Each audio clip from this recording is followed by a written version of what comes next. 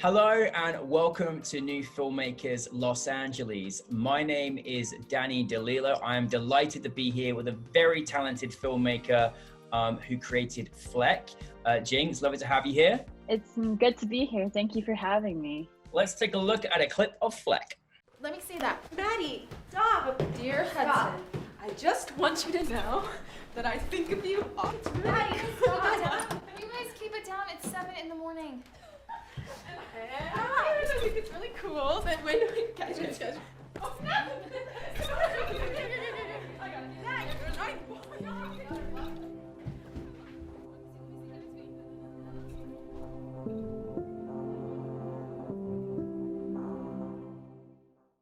I'm so sorry we can't get to see you in person at this time, Jing, but thank you for joining us.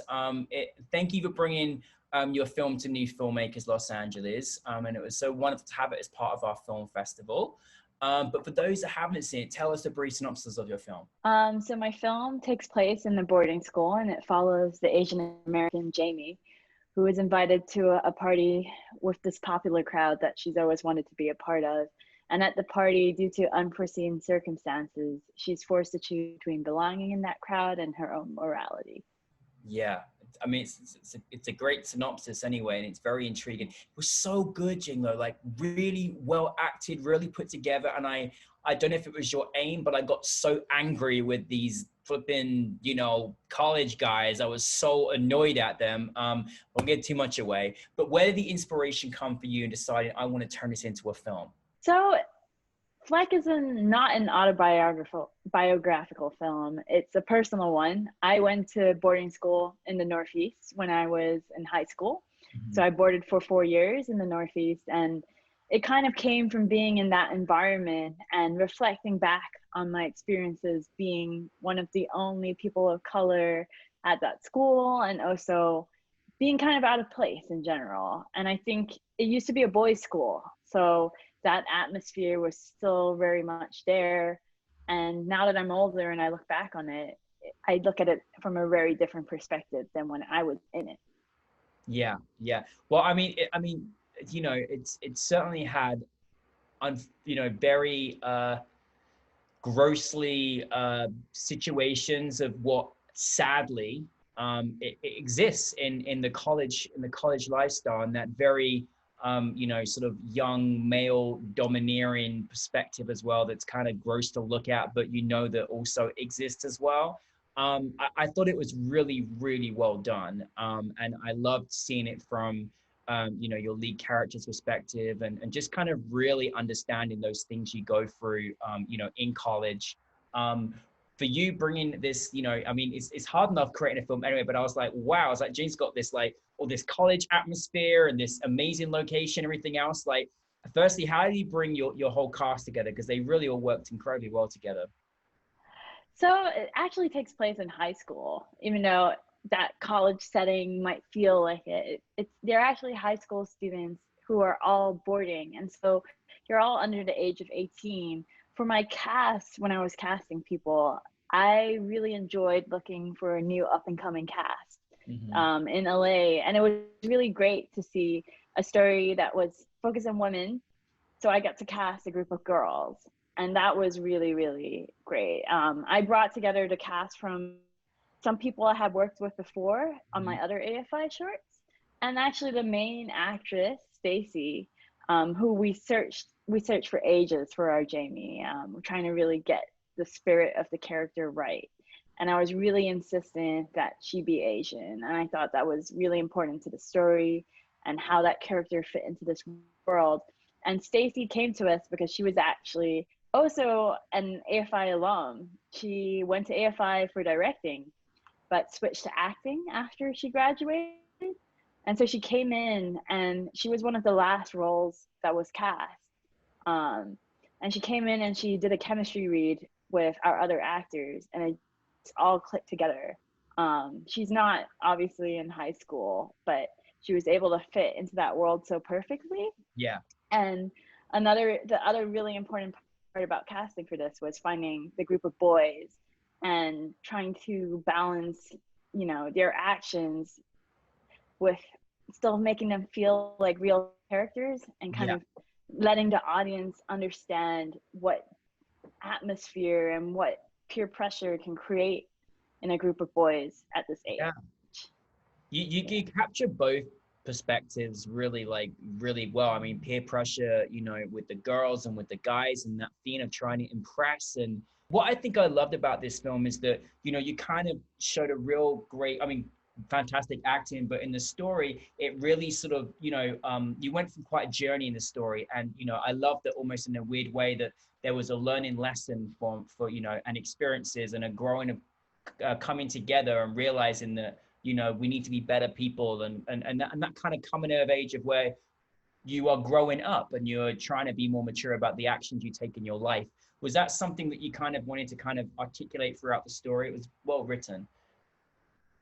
Yes, definitely. I think you really hit the nail on the head there. You know, going to boarding school, I guess I was from Malaysia and I went to boarding school in New York, and I really felt like this place was a grand institution. And I thought that in many ways, when I was 14 and I entered, that it would be a place that was mostly without problems. But going there itself, and I think a large part of growing up, is realizing that the world doesn't work the way it's supposed to, especially for people who look different or who haven't created the system. And so the question I really wanted to ask with Fleck was, how do you live in this world that wasn't created for you and wasn't made for people like you? And it was made by people who look vastly different from you and who are vastly different from you.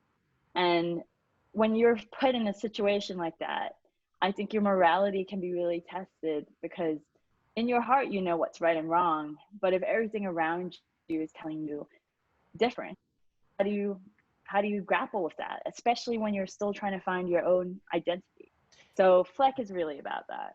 Yeah, and again, it's like there's so much, you know, with respect to everything that you just said, there's also being that age as well, and the vulnerability, like you say. And, you know, what I loved about your film as well is that, you know, in everything that you just said, you know, there's unfortunately so much that a teenager goes through, you know, and the peer pressure and how you look and how you are, and like you said, a world that doesn't feel like you know, you fit in, and that pressure, you know. I mean, I almost felt that your film was a great testament, and I'm sorry because I keep going about the film and I don't want to get to the technical part. That's great. I love the story, and I think, you know, it was, I hope that more people can kind of get to see it, whether it's parents, whether it's teenagers that are also going through similar things, whether it's, you know, even bullies that are being bullying certain people, and like, you know what, my actions are, you know, I'm not doing the right thing here. Like, I love all those kind of elements that you captured. You know, again, creating this atmosphere with young people, how was that as a director? You know, kind of creating this atmosphere at the parties, the whole scene. I was like, this is a lot of work you had to do here. So definitely, I think the biggest thing for me, and we've touched on it a little bit, was working with a cast of a lot of young people from different backgrounds. And so a lot of the cast I was working with, you know, for some people, this was their very first short film that they were in, because they're that age, they're teenagers. But creating that atmosphere and having them understand that was really important for me.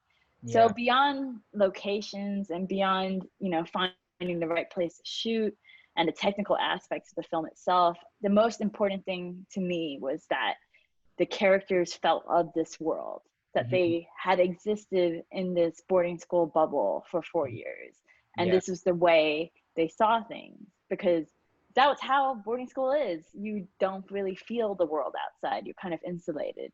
So I did a lot of rehearsal with my cast, not necessarily on the scenes, but to try to get them to understand exactly what someone who went to boarding school for 4 years and that was all their life would feel like in that situation.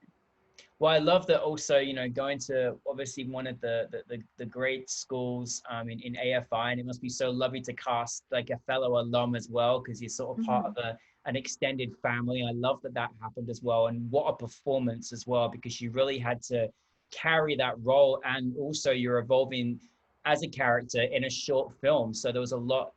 And so with that being said, and the importance of this story and being personal, like, how do you work as a director with your actors? Are you kind of quite hands-on? Do you let things play out like in improvisation? Like, what's your process, particularly when you're obviously touching on quite sensitive subjects and also sensitive, situations? Well, as a director and as a storyteller, especially with a story like this, where it's so clear to audience members what's right and wrong, and maybe if we're hearing the story even verbally, it's so clear what's right and wrong. It's your job to really justify the actions of all those characters in the moment. And, I was really fortunate that the actor who played Hudson, Kai, came at it from the perspective of trying to understand this character rather than villainizing him right away, which is, the mark of a great actor. And as a director, I like to work with actors like that. And I love working with actors with different processes. And so every time I cast an actor, I'm already feeling how they're going to be working on set. And I already have an idea of what their process is like, especially when you have lots of actors in the same space. You want to make sure there's chemistry, that there's respect between the actors. And so, Sammy and Kai got to know each other on set, and we had a long discussion as to how we were going to film the scene at the party. Just making sure that everyone is comfortable, everyone feels safe to do your best work, I think is probably my goal as a director always. Oh, you must be such a lovely person to work with. Like, you're a very caring storyteller, and I think that is so great because that puts the crew and the cast at ease, and then it gives you more confidence to trust and exploration. Obviously when you're at AFI, there is some great support in creating your project and your work. But have you even already at this stage like assembled a team of people that you've enjoyed working with, already thus far? Because a lot of the people you might end up working with in the future are people that you've obviously studied with. Yeah, I mean, that's the great part about AFI. I just went to watch Palm Springs yesterday. Oh, nice. And yeah, and the director and the screenwriter are from AFI, and they work together, I think, on their thesis film. So it's really nice to see how those relationships form. And yeah, speaking of which, my next project, I'm working with the same group of people I worked with on my thesis. So you definitely form those connections, and I think that's the real benefit of the program. Are you allowed to share any what your next project or even genre of what's coming next, or is it a big surprise? It's a surprise as of now, and obviously everything's changing because of this time and shoot dates and all that. So I can't say too much, but I'm really excited about it.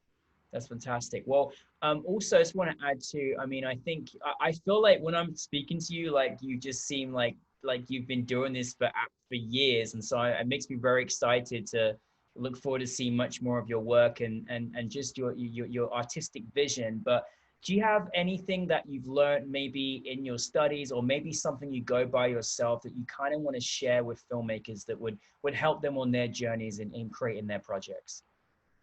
I think something I really learned, especially at AFI, is you can't expect yourself to be perfect. And I guess in many ways I'm very dissimilar to the main character in my film, but in one way is I do put pressure on myself, and I think every good film and storyteller does, but it really is a learning process, and in the sense that you try things and they don't work and they don't necessarily land, but that's not wasted. That brings you forwards and carries you forwards as to make you a better director and a better storyteller. So just to like always push your comfort zone.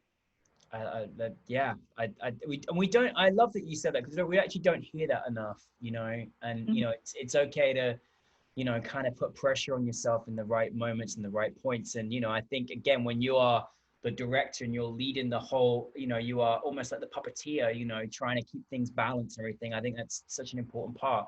Obviously you've got another project coming up, but is there, are you kind of quite open to all different types of genres and themes, or is there anything that you particularly kind of, have a more of a central attention to in your career moving forward? I definitely consider myself working in like drama, But in terms of platform and medium, like I'm really open. And in terms of like actually how I got my start in directing was actually my friend who is a comedian. I ended up making short films with him. Oh, So cool. I've worked in different genres before, and I really like pushing myself. Like I mentioned, pushing your boundaries. You always learn different things, and I think that's super important.